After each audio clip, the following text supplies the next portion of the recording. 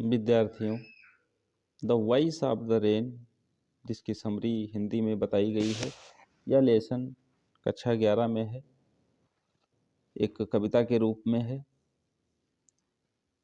Voice of the rain यानी वर्षा की आवाज़। देखिए इसमें कवि के विचार वर्षा से वो क्या कहते हैं। कवि सहज भाव से हल्की फुहार यानी जो पानी बरसता है उससे प्रश्न कर बैठते हैं कि तुम कौन हो। हैरान कर देने वाली बात यह हुई कि वर्षा उस प्रश्न का उत्तर विस्तार से तथा मनुष्यों वाली भाषा में देती है। कभी उस कथन का अनुवाद अंग्रेजी में कर देता है, कभी उसका अनुवाद अंग्रेजी में करता है।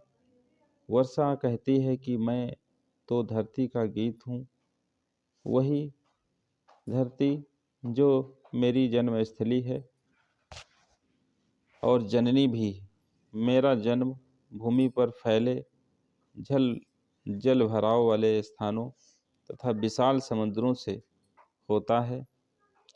ऐसा बताती है कि उसका जन्म विशाल समुद्रों से होता है, यानी गैस के रूप में मैं ऊपर उठ जाती हूँ, एक भाप के रूप में, और काले मेघों का रूप धारण कर लेती हूँ। समंदर से ही वर्षा का प्रारंभ होता है, जन्म होता है, और बादलों के रूप में बन करके वो ऊपर जाता है, और उसके बाद वो धरती पर गिरता है वर्षा के रूप में।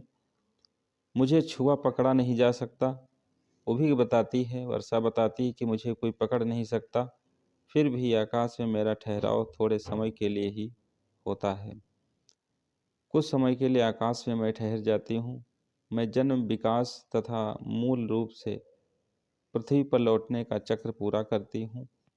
मेरा जन्म समुद्र से हुआ है और फिर मैं धरती पर गिरती हूँ, और धरती का गिरा हुआ जल नदियों में जाता है, नदियों से फिर समंदर में। तो ये क्रम हमेशा चलता रहता है। वर्षा एक दैवी उद्देश्य की पूर्ति करती है। वह पृथ्वी पर सूखे की स्थिति से लड़ती है, बहुत सूखे से लड़ती है, भूमि को सींचती है।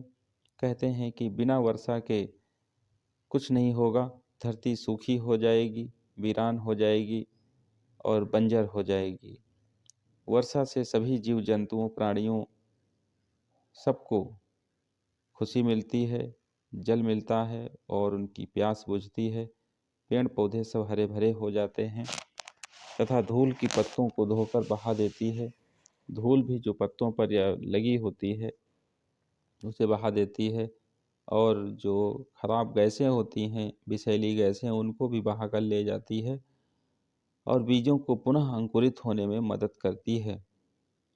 अगर मिट्टी नम ना हो तो बीज कोई भी जम नहीं पाएगा, और जमेगा नहीं तो पौधा नया नहीं हो सकता। यह चक्र निरंतर चलता रहता है। यह एक दैवी प्रक्रिया है, प्राकृतिक प्रक्रिया है, जो सूखी धरती तथा मुरझाते पौधों को नया जीवन दे देती है। वर्षा सभी पार्थिव वस्तुओं की सफाई करके उन्हें विशुद्ध, उपचार तथा सुंदर बना देती है। यह अपने जन्म का उद्देश्य पूरा करती है और अपने कर्तव्यों का निर्वाह करती है तथा पृथ्वी पर पुनः प्रेम पूर्वक जल के रूप में लौट आती है। ये क्रम हमेशा चलता रहता है। वर्षा होती है, पानी बहता है, और उसके बाद वो नदियों में जाता है, नदियाँ समंदर में जाती हैं, समंदर से फिर गैस बनती है, भाप उठती है, फिर वो बादल बनते हैं, और उसी तरह फिर हमेशा की तरह वर्षा धरती पर होती है। तो ये क्रम हमेशा चलता रहता है। बिना वर्षा के कुछ भी नहीं संभव है, बिना जल के जीवन संभव नहीं है। वह इस बात की भी चिंता कभी नहीं करती कि इसकी सेवाओं को कोई पहचाना जा रहा है धरती पर या नहीं पहचाना जा रहा है, इसकी उसे कोई चिंता नहीं होती है। वर्षा निस्वार्थ रूप से सबके लिए बराबर होती है, गरीब हो या अमीर हो, सबके लिए वर्षा समान होती है।